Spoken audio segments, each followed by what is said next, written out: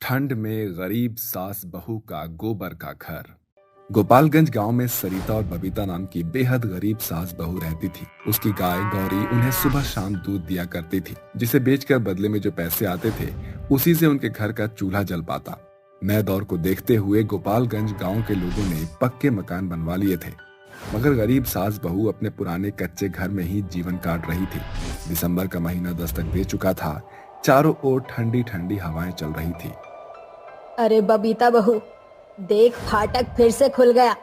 ठंडी हवाएं घर में घुस रही है। दरवाजा बंद कर।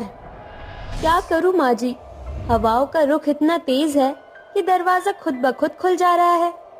अरे बहू, गलती तेरी नहीं बल्कि गरीबी की है। ये घर भी पुराना हो चला है, इसीलिए जगह जगह से दरार उभर गई है।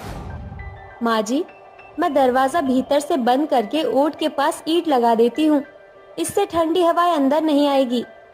दरवाजे की दशा पूरी तरह से चरमरा चुकी थी, मगर जिनके पास मन मुताबिक खाने पर खर्च करने को भी पैसे नहीं जुड़ते थे, वो नए दरवाजे का दाम कहाँ से बटोरते।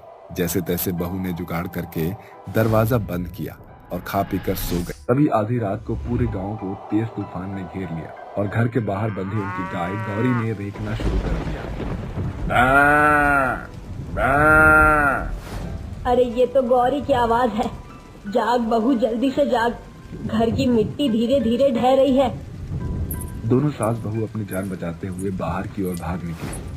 हे भगवान, ये तूफान तो थमने का नाम ही नहीं ले रहा। अगर ये घर ढह गया तो हम बेसहारा गरीब सास बहू कहाँ जाएंगे।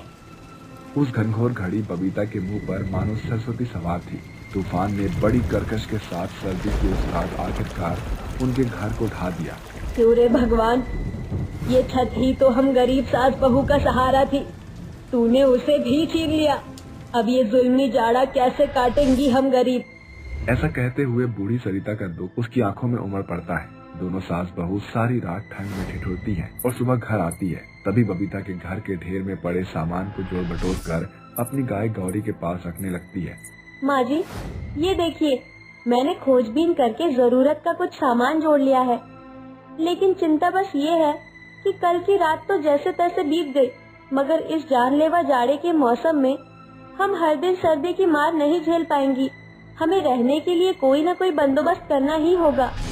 बहू, हमारा घर ही तो ढह गया है, मगर जमीन तो है। मैं चमन लाल से कुछ पैसे ले लेती हूँ, कम से कम घर तो पक्का बन जाएगा। इसी सोच को लिए सरिता देवी सेठ चमन लाल की हवेली पर आती है। चमन लाल जी, मुझे कुछ पैसे कर्ज दे दीजिए। कल रात मेरा घर ढह गया, हम सास बहू बेघर हो गए हैं। कृपा करके मदद का हाथ बढ़ाइए। चमन लाल कोई सौदा मुफ्त में नहीं करता। सरिता मौसी, पहले कुछ गिरवी रखो तभी मिलेगा रोकड़ा। मगर मुझ गरीब के पास गिरवी रखने को बचा ही क्या है चमन लाल जी। देखो सरिता मौसी, मैं घुमा फिरा कर बात नहीं करता, सीधे मुद्दे पर आता हूँ। आपकी जो बला की खूबसूरत बहू है ना, उसे मेरे पास बंधक रख दो और बना लो घर। नीच कमीने, तुझ जैसे वैशी दरिंदे को तो मिट्टी में दफन हो जाना चाहिए। सरिता गरीब है, सौदागर नहीं। सरिता उसके सम्मान का चुनाव करके वहाँ से चल पड़ती है, क्योंकि गरीब के लिए उसकी बहू बेटियों की इज्जत ही जीवन भर की जमा पूंजी होती है। मगर सामने खड़ी विपत्ति को झुठलाया तो नहीं जा सकता। माँ जी, आ गई आप? कुछ बात बनी क्या? बहू के पूछने पर बूढ़ी सरिता उसे सारा वाक्य बता देती है, जिसे सुनकर बबीता को बड़ा धक्का लगता है। माँ जी, ये तो सदियों से चला आया है। जब गरीब औरतों को बेसहारा पाकर चमनलाल जैसे लोभियों ने लूटना चाहा है। गनीमत है कि गौरी का दूध खरीदने वाले ग्राहकों ने पैसे दे दिए, मगर बहू, इतने कम पैसों में पक्के मकान की नींव रखना नामुमकिन है। माँ जी, हमारा घर जरूर बनेगा, वो भी बिना पैसे के। जब मैं बहुत छोटी थी तब मैंने अपने दादाजी के जमाने में देखा था। उस वक्त लोग फूस और मिट्टी और गोबर से बने घरों में रहते थे। तो बस अब हम भी सास बहू फूस मिट्टी और गोबर से घर बनाएंगी। दोनों सास बहू ने मिनट भर के सलाह मशवरे के बाद फुर्ती का फेंटा बांधकर फूस और मिट्टी को बटोरने लगी। कुछ देर बाद, माँ जी, सबसे पहले हमें 4 खम्भों की नींव खड़ी करनी होगी ताकि घर मजबूत बने। ठीक है बहू। गरीब सास बहू एक दूसरे का हाथ बटाती हुई गड्ढा खोदकर खंबे खड़े करती है और गहरी सांस भरते हुए बोलती है, हाँ, नींव तो खड़ी हो गई। अब इसके आगे हमें बस तिनकों से घर का घिरौंदा तैयार करना है। भूख की आग गरीब सास बहू के बुझे हुए चेहरों पर उजागर हो रही थी। बावजूद इसके वो अपनी भूख प्यास को भुलाकर घर बना रही थी। आखिरकार सास बहू ने फूस के घर की दीवार बना डाली। देख बहू, अंधेरा घिर गया है। अब गोबर से लिपाई पिटाई कल करेंगे। तब तक गौरी भी रात भर में काफी सारा गोबर कर देगी, जिनसे बटोरे हुए गोबर से गाढ़ा घोल बन जाएगा। ठीक है माँ जी, आज रात इस फूस के घर में सोते हैं। कम से कम कल की तरह आज की रात ठंड और कपकपाहट में तो नहीं काटनी पड़ेगी। फिर दोनों सास बहू फूस के घर में चटाई डालकर सोने की कोशिश करती है, मगर जमीन तो जैसे बर्फ की जकड़न में थी। उनका सारा शरीर ठंडा पड़ चुका था। सवेरे जब सास बहू घर से बाहर आई तो चारों ओर कोहरे की चादर छिटकी हुई थी। माँ जी, ये देखिए, गौरी ने कितना सारा गोबर दिया है। मैं जल्दी से गोबर मिट्टी का गाढ़ा घोल बनाती हूँ। बहू ने जल्दी से सभी गोबर को एक बड़ी बाल्टी में घोलना शुरू किया, जिसके बाद गरीब सास बहू ने घर के बाहरी आवरण को पूरी तरह गोबर के गाढ़े मोटे परत से पोत दिया और साथ ही अपनी गाय गौरी का शुक्रिया अदा किया। शुक्रिया गौरी, आज तुम्हारे गोबर ने हम गरीब सास बहू के फूस के कच्चे घर को बसेरे में बदल दिया। अब तुम भी हमारे साथ भीतर रहोगी। देखते ही देखते पूरे गोपालगंज गांव में गरीब सास बहू के गोबर घर की चर्चा चलने लगी और गांव में रहने वाले ग्वालों का तबका उनके पास आ पहुंचा। अरे जिजोधन काका, गोमती चाची, आज आप सभी ग्वाले हम गरीब सास बहू के पास। हाँ बहू, तुम्हारा गोबर घर पूरे गांव भर में छा गया है। हम ग्वाले तो पुरखों से गौ पालन करते हैं, मगर गोबर के उपले बनाने के सिवा ये सोच ही नहीं पाए कि उसी गोबर से घर भी बन जाएगा। इसलिए हम ग्वाले चाहते हैं कि तुम हम सभी के गाय के रहने के लिए उनके गोबर का घर बनाओ। हाँ, इनके लिए हम गोबर मिट्टी सब मुहैया करेंगे। तुम्हें बस अपने हाथों के छाव छोड़ने हैं। एक गोबर घर बनाने के बदले हम तुम्हें 10,000 रुपए देंगे। ये सुनकर सास बहू अपनी रजामंदी जाहिर करती है और अगले ही दिन से गोबर घर बनाने में जुट जाती है। इस बीच कई दिन गुजर जाते हैं।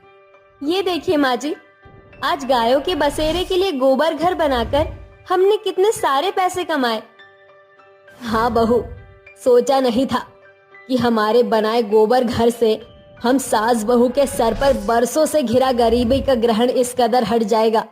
दोनों सास बहू अपने गोबर घर की बातें ही कर रही थी कि सूट बूट पहनकर सामने से चला आ रहा शख्स उनसे कहता है, जी नमस्ते, आप दोनों ही सरिता और बबीता है ना, जिन्होंने गोबर से घर बनाया है? हाँ, मगर आप कौन है बाबू साहब? मेरा नाम दयाराम साहनी है, मैं सरकार का मुलाजिम हूँ। आपने जो गोबर घर बनाया है, इससे सरकार बेहद प्रभावित हुई है, क्योंकि लोग इसे देखकर खुद को पुराने दौर के घर और संस्कृति से जोड़ रहे हैं।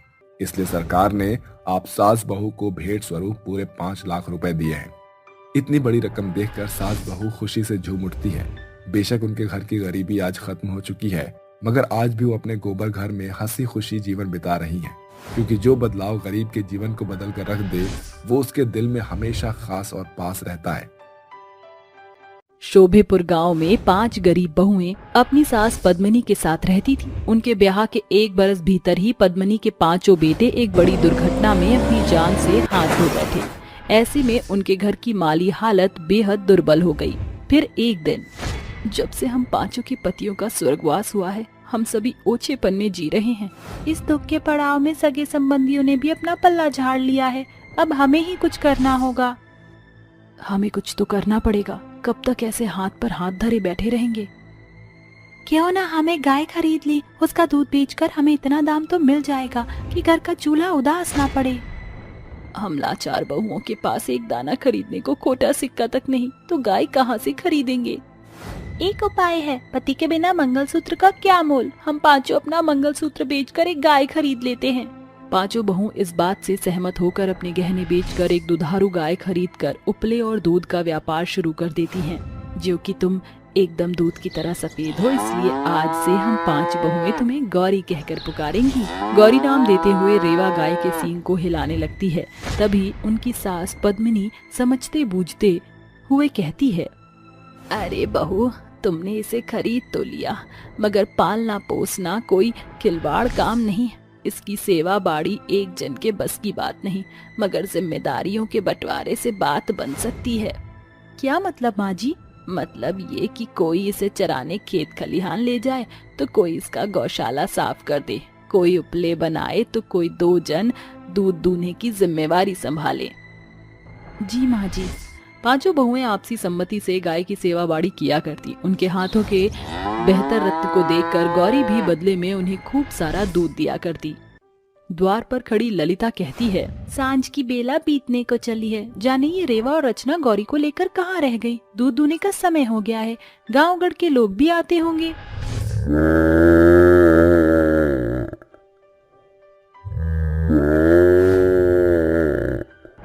ये तो गौरी की गुहार है, लगता है ये आ गए। माफ करना जेठानी जी, जरा देरी हो गई। हरी भरी चारियों को देखकर गौरी एक डग आगे बढ़ा ही नहीं रही थी।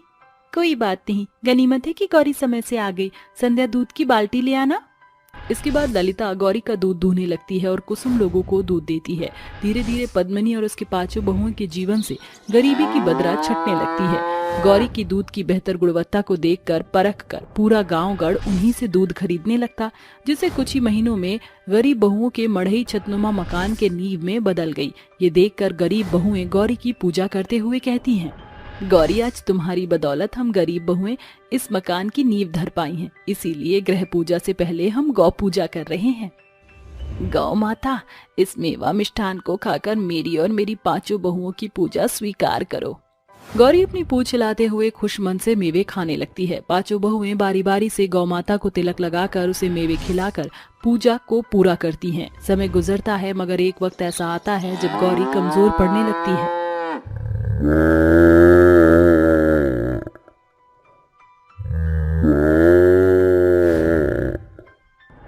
जेठानी जी, जाने क्यों कुछ दिनों से गौरी पहले की तरह चारा नहीं खा रही है। हरी भरी चराई के बावजूद भी खेत में जाते ही थसकरी मारकर बैठ जाती है और ऐसे ही रेंकने लगती है। इसकी खुराक घट जाने के चलते ही इसने दूध की खपत भी कम कर दी है।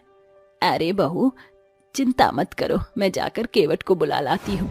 वह माल जाल की बदहाली बीमारी को सोंझ भाप जाता है। कुछ ही देर में पद्मिनी केवट को लेकर घर आती है।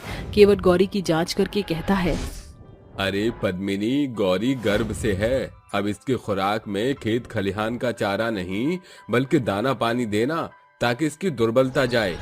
गौरी की गर्भ से होने की खबर सुनकर 5 बहुओं के चेहरे खुशी से खिल उठते हैं। हम 5 बहू की ओर से तुम्हें बहुत बधाई हो गौरी। हमारी गौरी कितनी मनोहर बेला में गर्भ से हुई है। जब एक बार फिर गौ पूजा पड़ने वाली है, अब की बरस हम सिर्फ तुम्हारे साथ गौ पूजा करेंगे, मगर अगले बरस से गौरी और उसके बछिया को एक साथ पूजेंगे। गुजरते दिनों के साथ देखते ही देखते गौ पूजा का दिन आ जाता है, जिसके उपलक्ष्य में बहुएं बड़े ही उमंग उत्साह से गौ पूजा के पर्व को मनाती हैं। उनके लिए ये पल दशहरा या दिवाली की धूम से कम न था, जो कि गौरी के प्रति 5 बहुओं का अनोखा लगाव सोंझे तौर से दर्शा रहा था। हे तीनों लोकों के देवों, इस गौ पूजा के पर्व पर हम बहुएं प्रार्थना करती हैं कि हमारी गौरी की दुर्बलता का नाश हो जाए। इसके बाद बहुएं गौरी को तिलक करके उसे मिष्ठान खिलाती हैं। जैसे जैसे गौरी के गर्भावस्था के दिन बीत रहे होते हैं, उसका शरीर बड़ी दुर्बलता का कौर होता चला जाता है। उसे भली चंगी करने की चाहत में 5 बहुएं उसे जानवरों के हर एक डॉक्टर से दिखाती हैं। पूरी जमा पूंजी झोंकने के बावजूद गौरी का रोग पकड़ में नहीं आता, मगर अब बेचारी बहुएं पहले की तरह गरीबी की मार झेलने लगी। आखिरकार 9 महीने के पड़ाव के बाद गौरी ने एक बच्चिया को जन्म दिया, मगर बदकिस्मती से गौरी खुद मौत का कौर हो गई। गौरी, तू हमें छोड़कर नहीं जा सकती गौरी। गौरी के जाने के गम में 5 बहुएं फूट फूट कर रोती हैं, मानो रिश्ता रक्त संबंध का हो। ऐसे में पद्मिनी कहती है, अरे मेरी बहू, तुम्हारे लिए अपना दुख बड़ा है। अरे इस बेचारी बच्चिया की सोचो, जिसने जन्म लेते ही अपनी माँ को खो दिया। गौरी की बच्चिया बिलखते हुए उसे चाटने लगती है। चुप हो जा मुनिया, तेरी माँ हमसे कोसों दूर चली गई रे। पांचों बहुएं पड़ती जमीन को खरीदकर बड़े तौर से गौरी को वहां लाकर उसे खेत की माटी में दफन करके सिसकते हुए श्रद्धांजलि देती हैं। साथ ही उस जमीन पर गौरी की समाधि बनवाती हैं। घर लौटकर आने पर सब कुछ सूना पड़ा होता है। पांचों बहू गौशाला में आकर कहती हैं, ऐसा लग रहा है जैसे गौरी की गुहार कानों में गूंजने को है। बहू, गौरी हमसे दूर जा चुकी है, मगर उसकी जीती जागती पड़ी निशानी ये बचिया हमारे बीच में है। उसकी छवि की छाप छोड़ रही है। समझो यही गौरी का दूजा रूप है। बचिया के रूप में पांचों बहुएं गौरी को देखने लगी और गौरी से जुड़ी बुरी याद को बिसार कर उसे पालने पोसने लगी। इस तरह फिर गौ पूजन का पर्व आता है। अरे आज पूरे गांव गढ़ में गौ पूजन है और हम ऐसे रूखे सूखे बैठे हैं। रेवा, रचना, चलो मुनिया का गौशाला साफ करते हैं और तुम दोनों उसे नहला धुला दो। गौरी के जाने का गम अपने सीने में दफन करके सभी बहू गौशाला को साफ सुथरा करके मुनिया की पूजा करते हैं और अंत में सभी गौरी की समाधि पर आते हैं। मुनिया, ये तुम्हारी माँ गौरी की समाधि है। देखो गौरी, हर साल की तरह इस साल भी हम बहू ने गौ पूजन का पर्व मनाना नहीं बिसरा। तुम्हारे मनपसंद मिष्ठान मेवे लेकर आए हैं हम, और देखो हरिया के खेत की दूब चरना बहुत पसंद है ना तुम्हें, अब वो भी हम साथ लाए हैं। गौरी, जरा देखो तो तुम्हारी बच्चिया पूरे 1 बरस की हो गई है। मेरी बहू इसे अच्छे से पाल पोस रही है। मेवे और हरी धूप का भोग समाधि पर चढ़ाकर पांचों बहू से प्रणाम करती हैं, जिसके साथ गरीब बहू के दिल में दफन गौरी के जाने का गम आंसू बनकर बह जाता है। ये देखकर बच्चिया भी समाधि के पास थस्करी मारकर बिलक बिलक कर रोती है और सभी समाधि पर फूल अर्पण करते हैं। जहाँ आज की दौड़ में इंसान के लिए रक्त से जुड़े रिश्तों के लिए भी इतना गहरा लगाव शेष नहीं रह गया, वहीं गरीब बहुओं के लिए उनकी गौरी एक बड़ा गढ़ बन गई थी, जिसके जाने के बाद भी पांचों बहू गरीबी में भी गौ पूजन करती थी। कई बरस बीत गए हैं। आखिरकार आज गौरी की बचिया एकदम उसके बराबर होकर बहुओं के जीविकोपार्जन का जरिया बन गई है। 3 बेशरम और 2 संस्कारी बहू। गांव में रहने वाली सावित्री देवी के 5 बेटे थे। जहां उसके 3 बेटे बिलायत गए थे, वहीं 2 बेटे राम और श्याम गांव में ही उसके साथ रहते थे। सावित्री देवी अपने दोनों बेटों को लिए हुए लड़की वालों के घर आती है, जहां दीना उसका स्वागत सत्कार करते हुए कहता है, आइए बहन जी, आइए, बिराजिए। कब से आपकी ही बाट जो रहे थे। पवित्रा, गरिमा, बिटिया चाय नाश्ते का प्रबंध करो। इतना कहते ही दीना की दोनों बेटियां साड़ी पहने, सिर पर पल्लू रखे, नजर झुकाए सावित्री के सामने आ खड़ी होती हैं। कुछ ही दिन के अंतराल के बाद पवित्रा और गरिमा सावित्री देवी की बहू बन जाती हैं। उनका स्वागत करते हुए सावित्री फीका सा मुंह बनाकर बोलती है, काश कि इस खुशी के बेला पर मेरे तीनों बेटे भी यहाँ होते। जाने विलायत जाकर ऐसा भी कौन सा पोथी पतरा पढ़ रहे हैं कि एक फोन करने की भी फुर्सत नहीं। माँ, इस खुशी के मंजर पर मन छोटा न कीजिए, वो तीनों आ जाएंगे। रात की बेला बीतने के साथ सावित्री की संस्कारी बहुएं मुर्गे की बांग के साथ उठकर घर द्वार धो बहार कर चूल्हा पूजन की रस्म पूरी करती हैं। तभी सावित्री अपने दोनों बेटों के साथ हॉल में हाजिर होती है। माँ जी, आप आ गई? खाना तैयार है, आप तीनों बैठ जाइए। क्या बात है बहू, तुम दोनों ने तो घर की जात ही बदल दी। सब कुछ एकदम चकाचक नजर आ रहा है। माँ, खाने की खुशबू भी बड़ी बेहतर आ रही है। चलो ना खाना खाते हैं। अभी तीनों ने खाने का पहला कौर ही उठाया था कि कोई किवाड़ खटखटाता है। इतनी भोर सवेर ससुरा कौन है? माँ जी, आप खाइए, मैं देखती हूँ। अरे नहीं बहू, तू ठहर, मैं देखती हूँ। सावित्री जैसे ही दरवाजा खोलती है तो सामने उसके तीनों बेटे अपनी 3 विलायती पत्नियों के साथ खड़े होते हैं। अरे विपुल, विनय, प्रणव, आ गए तुम? गरिमा, पवित्रा, देखो ये तीनों तुम्हारे देवर हैं। माँ जी, ये तीनों विलायती मैडम कौन है जिन्हें कपड़े लत्ते पहनने का तनिक भी लिहाज नहीं? हे यू बहन जी, हमें जज करने वाली तुम कौन? अरे मेरी बहू का परिचय पूछने वाली तुम 3 अधनंगी तितलियां कहाँ से उड़े चली आ रही हो? हम तीनों आपकी बहू है सासू मॉम। ये सासू माँ कितना ओल्ड साउंड करता है ना, जेनिलिया? या राइट वेनिला, हम आपको मॉमी बोलेंगी। हमारे इज लाइक अमेरिका। अरे मेरे नकारे औलादो, ये तीनों फिरंगिनी हिलाए रेशी भाषा बोलकर मेरे भेजे का भरता बना रही हैं, और तो और खुद को मेरी बहू बता रही हैं। बावजूद इसके तुम तीनों बुत बने खड़े हो। मॉम, ये तीनों आपकी बहू और हमारी बीवी हैं। ये सुनकर सावित्री माथा पकड़कर कहती है, हाय रे मेरे फूटे करम, अरे बुद्धि के बुझे हुए चिरागो, हिंदुस्तान की लड़कियों ने समाधि ले ली थी क्या, जो 7 समंदर पार से ये बेशरम बहुएं उठा लाए। अभी के अभी इन तीनों बेशरम के साथ वापस लौट जाओ। देखो मिस मदर इंडिया, हम हिंदुस्तान की बहन जी बहुएं नहीं जो आपकी ज्यादा सहेंगी।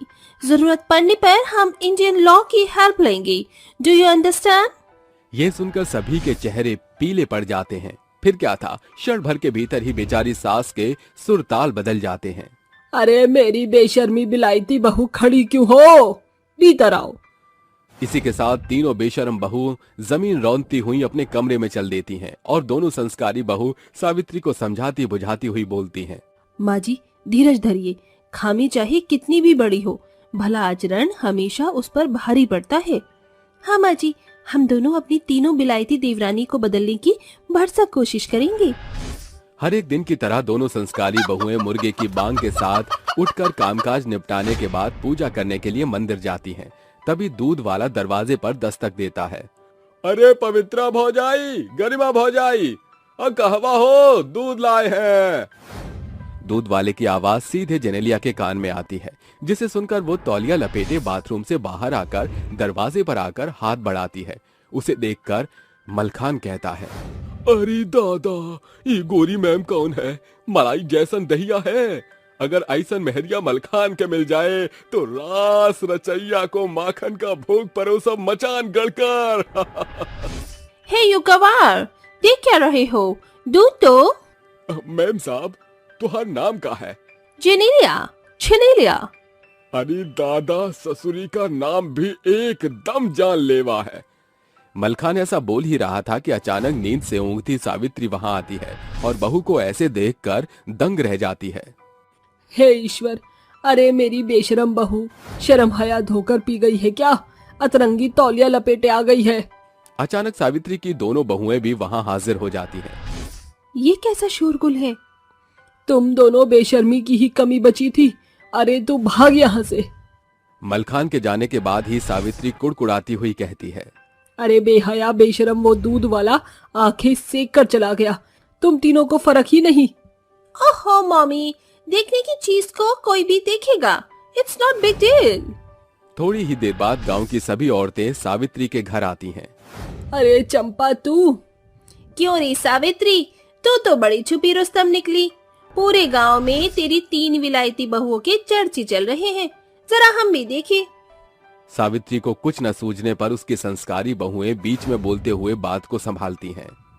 क्यों नहीं चंपा चाची, जरूर। मगर वो क्या है ना कि अभी तीनों देवरानी गहरी नींद में सो रही है। हाँ हाँ, और फिर बेचारी उनकी तबीयत जरा ढीली भी है। पवित्रा की बात पूरी होने को थी कि तीनों बेशरम बहुएं बाहर आती हैं। किसने कहा कि हम सो रही हैं जेठानी जी? Hey old lady, how are you? मेरा नाम है वेनिला और ये है जेनेलिया और इलियाना। हाँ, अरे सावित्री, क्या मेल जोल है। एक और तेरी 2 सर्वगुण संपन्न संस्कारी बहुए, अरे एक और ये बेशरम बहुए। वैसे हमरी रिनकिया का 3 ठो फ्रॉक छोड़ पड़ गवा है, कहीं तो तुम्हार 3 बेशरम बहुओं को दे दे। अरे सीखी अपनी संस्कारी जेठानी से कुछ साड़ी नहीं तो लुंगी लपेट लो, कम से कम घुटना तो ढकल रही। ये बोलकर चंपा वहाँ से चल देती है और संस्कारी बहुएं बोलती हैं, आज तुम तीनों की बेहूदगी के चलते माँ जी को ये सब सुनना पड़ा। अरे करीमा, इन बेशर्मों की बुद्धि में हमारी बातें नहीं समाएंगी। लज्जा तो तीनों लापता गन छोड़कर आई हैं। ओहो जेठानी जी, ठीक है, चल फिर। हमारी बॉडी हम चाहे जो पहने, आपको क्या। गुजरते समय के साथ तीनों बहुओं की बेशर्मी बढ़ती ही जाती है। कभी वो छत की मुंडेर पर खड़ी इशारेबाजी करती तो कभी कुछ। एक दिन तीनों बहुएं कहती हैं, हे यू मदर इंडिया, हम तीनों घर में बैठी बैठी बोर हो गई हैं, इसलिए हम बाजार जा रही हैं। ये बेढंगे कपड़े पहनकर बाजार जाओगी? अरे ये तुम्हारा बिलायत नहीं बल्कि गांव है। तीनों बहुएं सास की बात अनसुना करके चल देती हैं। तभी मलखान उनको जाता देख अपनी पलटन के साथ उनके पीछे चल पड़ता है। अरे तनिक रुको, अरे रुको तो हमारी रानी। मलखान की बातें सुनकर इलियाना गुस्से में मलखान की तरफ हाथ उठाती है। 2 कौड़ी के देहाती। जैसे ही इलियाना मलखान को थप्पड़ मारने के लिए हाथ उठाती है, मलखान उसका हाथ पकड़ लेता है और कहता है, अरे ओ गोरी मैम, ज्यादा फड़फड़ाओ नहीं, वरना पहले तो आधे अधूरे कपड़े पहनकर ससुरी जिया पर बिजुली गिरावत है, अब नौटंकी करत है। लीव हर, छोड़ो उसे। अचानक पवित्रा और गरिमा की नजर उन तीनों पर पड़ जाती है, जिसके बाद सास और दोनों संस्कारी बहू वहां आकर मलखान को खूब मारती है, जिसे देख सभी रफू चक्कर हो जाते हैं। देख लिया, ये तुम तीनों की बेशर्मी का ही नतीजा है। अरे हर तरह के कपड़े पहनने के लिए माहौल होता है। अरे पवित्रा बहू, तेरी बात इनके पल्ले नहीं पड़ेगी। इन बेशर्मों को तो अंग प्रदर्शन का चस्का चढ़ा है। सासू मॉम, हमें माफ कर दीजिए, अब हम फिर कभी ऐसे कपड़ों में नजर नहीं आएंगी। सच्ची माँ जी, हम भी जेठानी जी की जैसी 6 मीटर की साड़ी लपेट कर रहेंगे। सचमुच? तो खाओ फिर 7 समंदर पार की कसम। ये सुनकर पांचों बहुएं एक साथ हंस पड़ती हैं और सावित्री की 3 बेशरम बहुएं भी संस्कारी बहुओं की श्रेणी में शामिल हो जाती हैं। पुरनिया कह गए हैं, जैसा देश वैसा भेष, अपनाना भला है। गरीब घर की चुड़ैल बहू। बेगमपुर गांव में शेफाली अपने पति कबीर और अपने 2 छोटे बच्चे 5 साल का डुग्गू और 3 साल की परी के साथ बहुत खुशी से रह रही थी। वो बहुत ही गरीब थे, उनका खर्चा चला पाना बहुत मुश्किल हो रहा था। 2 वक्त की रोटी भी कबीर बड़ी मुश्किल से जुटा पाता था। तभी उसके 5 साल का डुग्गू उसका पल्लू पकड़कर कहता है, माँ मेरे तो आइसक्रीम खाना है, बाहर आइसक्रीम वाला आया है, माँ दो ना, पैसे दो वरना वो तला जाएगा। बेटा कहाँ से पैसे लाऊं? पैसे नहीं है, तेरे पापा ने पैसे बिल्कुल नहीं दिए, कल खा लेना आइसक्रीम। नहीं माँ, मुझे अभी अभी पैसे चाहिए। अब आप इसे कुछ समझाइए ना, मैं कहाँ से पैसे लाऊं? कैसे दिन आ गए हैं ना शेफाली कि हम पर पैसे भी नहीं है। पहले तो थे भी, लेकिन अब वो भी नहीं है। आप फिक्र मत कीजिए, मुझे कोई ना कोई काम मिल जाएगा। हम दोनों मिलकर काम करेंगे तो अपने दोनों बच्चों को संभाल लेंगे। हाँ, तुम सही कहती हो। काश मैं कुछ कर पाती, पर मेरे पास तो कुछ है ही नहीं। अरे हाँ, मैं अपने जादू की शक्तियों का इस्तेमाल करती हूँ। मैं तो भूल ही गई थी अपनी जादू की शक्ति इस्तेमाल करना। बेटा चुप हो जा, मैं तुझे कल आइसक्रीम ला कर दूंगा। ये ले 2 रुपए, ये ले टॉफी खा ले। नहीं मुझे आइसक्रीम चाहिए। शैतान हो गया है, भाई के बच्चों को देखकर वही चीज मांगता है, और बाहर गली में कोई भी आ जाए तो भी मांगता है। एक तो चुप नहीं हो रहा, कहीं शोर से परी न उठ जाए। आप बाहर जाइए, काम की तलाश कीजिए, मैं इसे देख लूंगी, आप इसकी फिक्र मत कीजिए। शेफाली की ये बात सुनकर कबीर चला जाता है। ये सही मौका है अपनी असली रूप में आने का। आंख बंद करते चुड़ैल अपने असली रूप में आ जाती है और अपने जादू से डुग्गू के लिए आइसक्रीम ले आती है और वापस से अपने इंसानी रूप में आकर डुग्गू को कहती है, डुग्गू बेटा ये ले आइसक्रीम खा ले, और हाँ आपको चाहिए हो ना और ज्यादा तो मुझे बताना, मैं लेकर आऊंगी। अरे वाह माँ, 2 आइसक्रीम लाए हो आप, वाह। हाँ बेटा। शेफाली की आइसक्रीम लेकर डुग्गू मजे से आइसक्रीम खाता है। आखिर ये सब क्या था? क्या शेफाली एक चुड़ैल थी जिसने अपने पति और बच्चों से अपनी इस पहचान को छुपा कर रखा था? अगर वो चुड़ैल थी तो कबीर से उसकी मुलाकात कब और कैसे हुई, ये जानने के लिए हमें कुछ समय पीछे जाना होगा, जहाँ एक बार चुड़ैल उड़ते हुए जंगल की ओर जा रही थी। वहीं कबीर सब्जी लेकर उस पथरीले रास्ते से गुजर रहा था कि उसका पैर स्लिप हो जाता है, जिससे खाई की ओर गिरकर वो लटक जाता है और मदद की गुहार लगाता है। कोई है, मुझे बचाओ, मैं यहाँ लटक गया हूँ, कोई आकर मुझे बचा लो, मेरा हाथ छूट रहा है। अरे लगता है कोई मुश्किल में है, आवाज तो खाई की तरफ से आ रही है, जरा जाकर देखती हूँ। चुड़ैल खाई की ओर जाती है तो कबीर को लटका हुआ पाती है और इंसान बनकर उसकी मदद के लिए पहुँच जाती है। सुनिए, मैं आई हूँ आपको बचाने के लिए, हाथ तो दीजिए। जी। शेफाली उसका हाथ पकड़कर खींच लेती है और उसे बचाने के बाद कहती है, आप ठीक तो हो ना? हाँ, मैं ठीक हूँ, शुक्रिया आपने मुझे बचा लिया। हाय कितना सुंदर है, इसकी मोटी मोटी आंखें। वैसे आपका नाम क्या है और यहाँ कैसे? मेरा नाम शेफाली है, वो मैं यहीं से जा रही थी ना तो आपकी आवाज सुनकर आ गई। अच्छा, और मेरा नाम कबीर है, क्या आप यहीं रहती हैं? हाँ जी। आपने मेरी जान बचाई है, इसलिए मैं आपको अपने हाथ की चाय बनाकर पिलाना चाहता हूँ।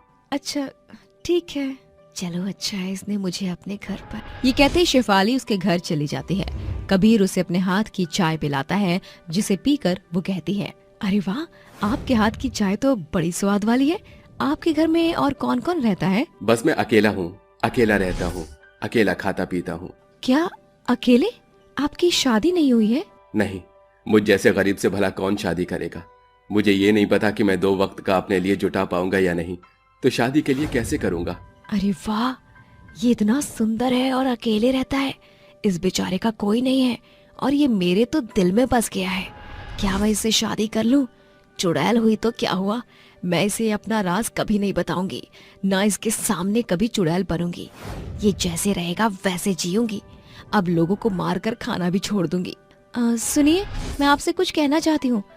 देखिए, आपका तो कोई है ही नहीं ना, मेरा भी यहाँ कोई नहीं है, तो क्या मैं आपकी पत्नी बन सकती हूँ? क्या आप मुझसे शादी करेंगी? लेकिन मैं बहुत गरीब हूँ शेफाली जी, मेरे पास कमाई का कोई जरिया नहीं है। कोई बात नहीं, मैं काम ढूंढ लूंगी। मुझे तो आप पसंद है।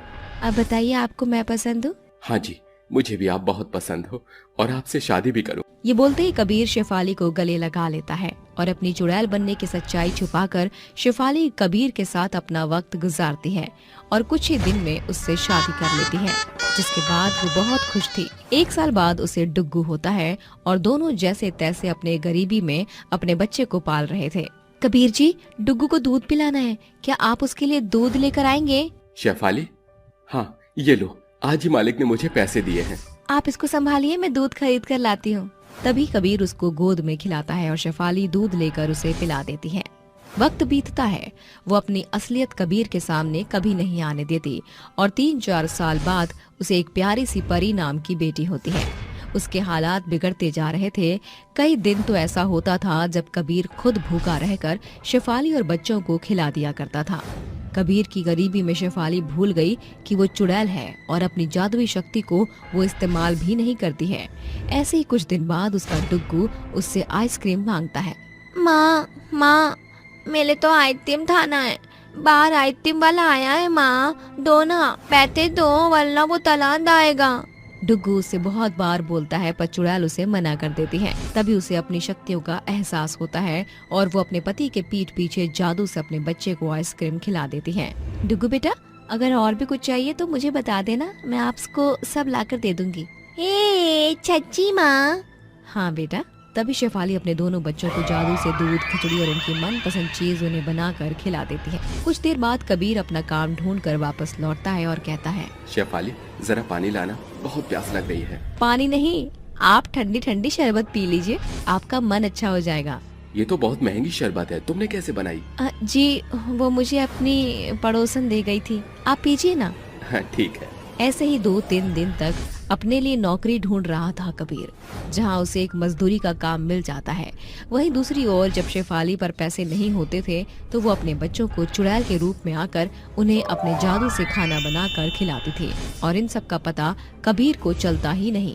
शेफाली, अच्छा मैं चलता हूँ। ये कहकर कबीर घर से टिफिन लेकर चला जाता है। उसके जाने के बाद ही डुग्गू फिर से अपनी माँ का पल्ला पकड़कर कहता है, माँ, मुझे ना मेहंदी थानी है माँ, मेहंदी थानी है, बना दो ना माँ मेहंदी।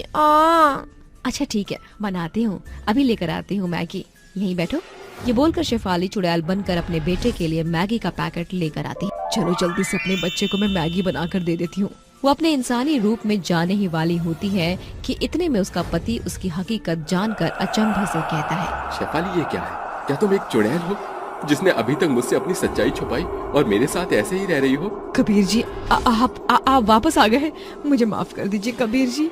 हाँ, ये सच है कि मैंने आपसे अपनी सच्चाई छुपाई और अपनी असलियत छुपाकर आपसे शादी की। पर तुमने ये सब क्यों किया? आप यकीन नहीं करेंगे, लेकिन जब मैंने आपको पहली नजर में देखा था तो मेरा दिल आप पर आ गया था और जब आपने कहा कि आप अकेले हैं तो मैंने आपसे शादी करने की सोची।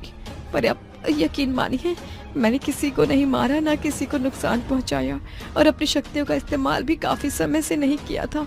बस थोड़े दिन पहले ही मैंने अपनी शक्तियों का इस्तेमाल किया है क्योंकि बच्चे भूखे थे और आप भी। मैं ये जानकर बहुत खुश हूँ कि इतने साल तुमने मेरे साथ गरीबी में बिता दिए। एक चुड़ैल होने के बावजूद भी तुमने सिर्फ अपनी मुश्किल घड़ी में ही शक्तियों का इस्तेमाल किया। मैं तुमसे नाराज नहीं हूँ। इसका मतलब मुझे आपको और अपने बच्चों को छोड़कर जाना तो नहीं पड़ेगा ना? कभी तुम मेरे साथ आजीवन ऐसे ही रहना। कबीर जी, शुक्रिया मुझे अपनाने के लिए। आप सच में बहुत अच्छे पति और पिता हैं। इसी के साथ चुड़ैल अपने पति और बच्चों के साथ हमेशा ऐसे ही खुश रहती है। अनाथों को खाना खिलाने वाली 5 चुड़ैल।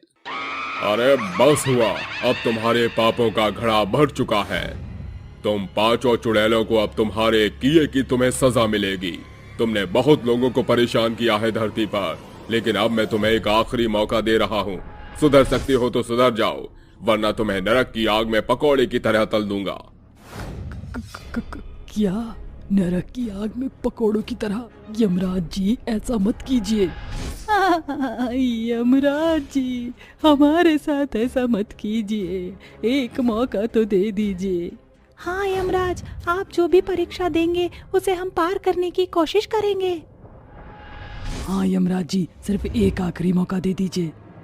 हाँ यमराज जी, हम वादा करते हैं, हम जरूर सुधरेंगे। ठीक है, अगर तुम 5 चुड़ैलें सुधरना चाहती हो तो मैं तुम्हें एक आखिरी मौका देता हूँ। अगर तुम इस परीक्षा में पास हो गई तो तुम्हें स्वर्ग लोक भेज दिया जाएगा। तुम्हारी परीक्षा यह है कि तुम 5 चुड़ैलों को धरती पर जाकर बेसहारा, बेरोजगार, बेबस, अनाथ, गरीब लोगों को खाना खिलाना है। यदि ऐसा करने में तुम सभी सफल हो गई तो मैं तुम्हें स्वर्ग लोक में जाने का अवसर दूंगा। और याद रहे, तुमने धरती पर किसी से ईर्ष्या, द्वंद, बदला ये सब नहीं करना है। नहीं नहीं यमराज, हम किसी को परेशान नहीं करेंगे, द्वंद करेंगे, हम अच्छे से रहेंगे। जी महाराज, एक मौका तो सबको दिया जाता है। ठीक है, जाओ, मेरी नजर तुम सब पर ही है। ऐसा कहकर यमराज उन 5 चुड़ैलों को धरती जैसे आम लोगों की वेशभूषा में तब्दील कर देता है। तत्पश्चात 5 चुड़ैलें गायब होकर धरती पर आ जाती हैं, जहां बहुत सारी गाड़ियां चल रही थीं। तभी एक कार नासिका के करीब से निकलती है और वो बचकर चुड़ैल कहती है, अबे ओ खजूर, कहाँ से निकाल रहा है गाड़ी को? अरे ये यहाँ नरक लोक से लैंड कर आया है तूने चुड़ैल अंबानी। क्या चाहती है, तेरे चक्कर में हम दोबारा शहीद हो जाएं? अब मुझे क्या पता था ऐसा हो जाएगा। आहा, ये कहाँ आ गए? अरे हटो ना साइड में, क्यों नहीं आ रहे हो?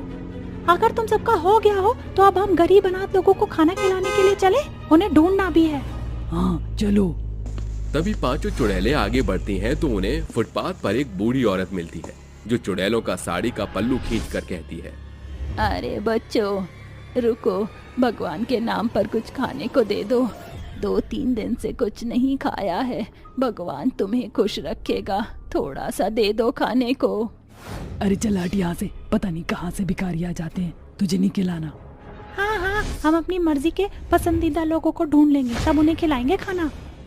अरे बेटा ऐसा मत करो, मैं बुढ़िया सी, कल रहूं ना रहूं, तुम इतनी मदद तो कर ही सकते हो। एक बार बोल दिया ना मैंने आपको, हमें आपको नहीं खिलाना, तो जाइए यहाँ से। आई थिंक गाइस, तुम सब गलत कर रहे हो। जानते हो ना यमराज ने हमें क्या क्या कहा है कि हमें बूढ़े बेचारे बेसहारा लोगों की मदद करके खाना खिलाना है। तो क्या हुआ, तुम्हारा यमराज ना हो गया, कहीं का युवराज हो गया। अरे जाने दो, गोली नहीं मार देगा हमें, चलो आगे बढ़कर किसी को खाना खिलाते हैं। यार मेरी बात मान ले। बेटा ऐसा तुम मत जाओ, कुछ तो खाने को दे दो। अबे चलना, ये तो बड़बड़ाती रहेगी। ये कहते ही वो सारी चुड़ैलें आगे जाती हैं कि वो बुढ़िया फिर से उनके पास आ जाती है और अचानक से वो यमराज में बदल जाती है और यमराज उन्हें नरक लोक में फिर ले आता है और कहता है, मुझे पता था कि तुम 5 चुड़ैलें सुधरने वालों में से नहीं हो और मैंने तुम्हें आखिरी चेतावनी दी थी। तुमने उस बेसहारा बेचारी बुढ़िया की मदद नहीं की और बाकी भूखे बेचारों की मदद तुम कैसे करोगे? इसलिए मैं तुम्हारी परीक्षा लेने आ गया और तुम तो अपनी पहली परीक्षा में ही फेल हो गई हो। कहा था ना, तुम्हारे पास सिर्फ एक ही मौका होगा और वो भी तुमने गवा दिया। ये ज्वालामुखी का समंदर देख रही हो, यहाँ तुम्हें फेंक दिया जाएगा। नहीं यमराज जी, आप हमारे साथ ऐसा मत कीजिए, हम एक और मौका दे दीजिए, हमें नहीं पता था कि वो आप ही हैं। ये नरक की आग का ज्वालामुखी समुद्र, अगर हम 5 चुड़ैलें इसमें चली गई तो हमारे तो शरीर का बुलबुला बनकर उड़ जाएगा और किसी को पता भी नहीं चलेगा। नहीं यमराज, हमें बस एक और आखिरी मौका दे दीजिए, हम वादा करते हैं ऐसा दोबारा नहीं करेंगे, अच्छे से सबकी सेवा करेंगे धरती पर जाकर। हाँ यमराज जी, एक और मौका दे दीजिए बस। ठीक है, ये आखिरी है। अगर तुमने फिर से ऐसा कुछ किया तो मौका देना तो दूर, नरक लोक में बड़े से कढ़ाई में तुम्हारे पकौड़े तलवा दूंगा। नहीं यमराज जी, हम ऐसा कुछ नहीं करेंगे। ऐसा कहकर पांचों चुड़ैलें वहां से अपने इंसानी रूप में आ जाती हैं और कहती हैं, देखो, ये हमारा आखिरी मौका है स्वर्गलोक में जाने का और गलती की कोई गुंजाइश नहीं है, इसलिए सबको मेहनत से काम करना होगा।